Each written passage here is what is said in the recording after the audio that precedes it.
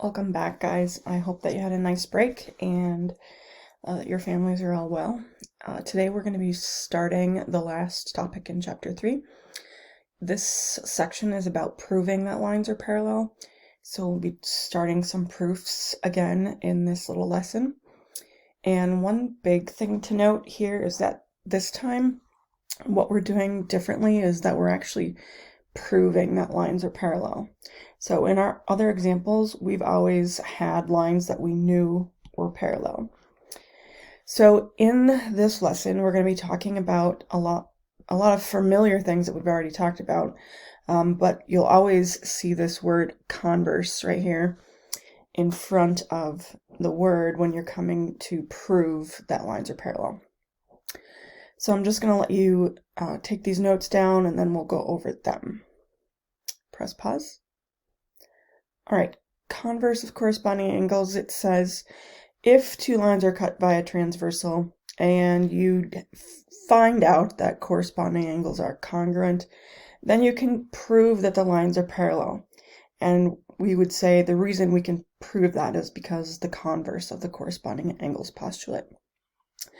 So remember we talked about corresponding angles previously, so 1 and 3 would be an example, 2 and 4 would be another example, 8 and 6, and then 7 and 5.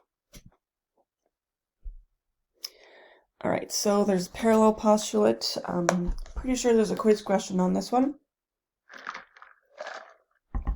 which says parallel lines postulate. If a line and a point not on the line, then there exists exactly one line through that point that is parallel to the given line.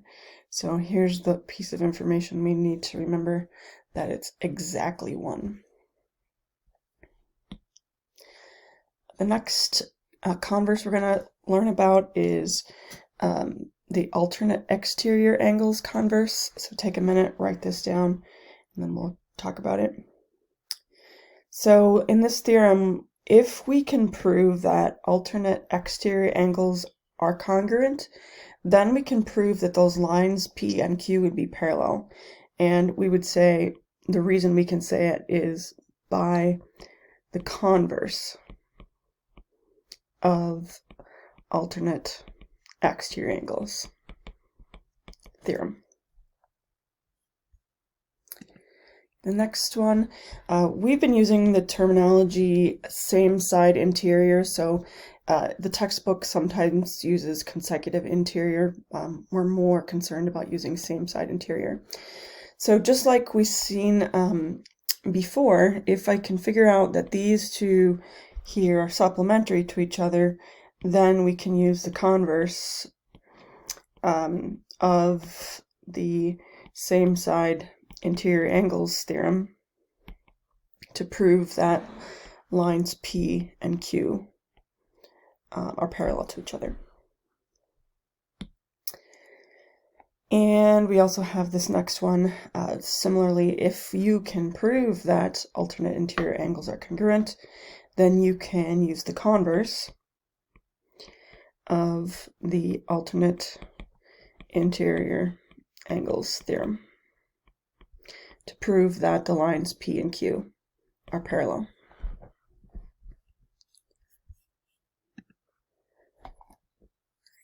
So this one we see sometimes, not a whole lot, but perpendicular, transversal, converse. If in a plane, if two lines are perpendicular to the same line, then they are parallel to each other. And to go through several examples here, and then we'll spend about 3 days working on these types of examples. So use the image at the right to answer the following questions. If we are given that angle 1 and angle 3 are congruent, we want to know, can I prove that certain lines are parallel? And the first thing that I suggest do is figure out how are the angles related. And that goes back to what we talked about at the beginning of chapter 3. Angle 1 and angle 3 are corresponding angles. So if we know that they are congruent by that statement, angle 1 is congruent to angle 3, then we can make a statement that the converse of corresponding angles.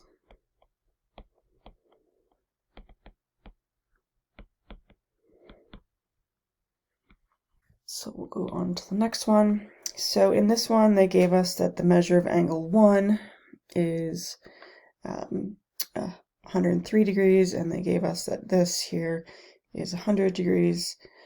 Again, these are corresponding, but they're not equivalent, so we do not have enough information.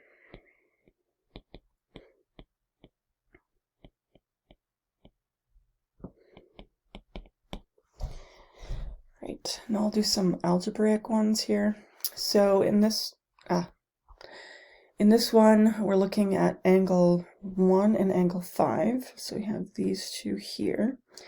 So if we're talking about those two angles, you'd be talking about this line, and then this here transversal. Okay, so the relationship between those angles is again corresponding. So we want to say that the relationship is corresponding, so we have to recognize that we can use the converse of corresponding angles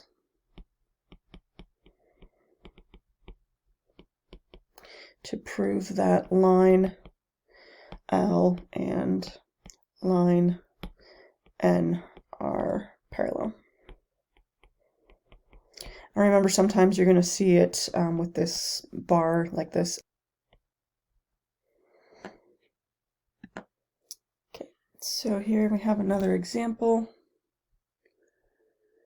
So we have that the measure of angle 4, which is this one here, that's 105, and the measure of angle 5 is 70. So we would be talking about these parallel lines with the transversal going on the diagonal. So by definition, they're related by same side interior. So the theorem says if I add them and I get 180, then I could use the converse of the same side interior. However, when I do add these, I do get 175, so we do not have enough information. So the last couple here, these are going to be a lot of what you're going to see in your homework is trying to set things so that you can make the lines parallel. So again, the first thing we want to do is identify how the angles are related. And this goes back to what we talked about at the beginning of chapter 3. So here we have an exterior angle, and here we have another exterior angle. So these would be alternate exterior angles. So we would say by the converse of alternate exterior angles, we would be able to say that line PQ is parallel to line MN. And in this case, they want us to find the measure of the angle, so they're going to ask us to do some algebra here. So we have, from above, we have 11x minus 25. It has to equal 7x plus 35. So what we're going to do is to solve for x. If I subtract 7 from both sides, I'm going to get 4x on this side. If I bring the 25 over, that's going to turn into 60. So divide both sides by 4, and we get x is equal to 15. So if they want us to find the measure of the angle, the last thing we're going to have to do is to plug in the numbers to see what the measure of the angle is. So they're asking us to find z, y, n, so that's this angle here. So we plug 15 back in there, so 7 times 15 plus 35. And that is going to give you 130. So again, we're looking at the parallel lines. We have to figure out how our angles are related. So they gave us this angle here and this angle here. It says find x so that we can prove that these are indeed parallel. So again, identify the relationship. These are alternate interior angles. So we would say by the converse of alternate interior angles theorem, we could say that then 9x minus 21 is going to equal 7x minus 3. So just solving for x here, subtract 7x from both sides and we get 2x. Adding 21 to both sides, you're going to get 18. Divide both sides by 2 and we get x equals 9.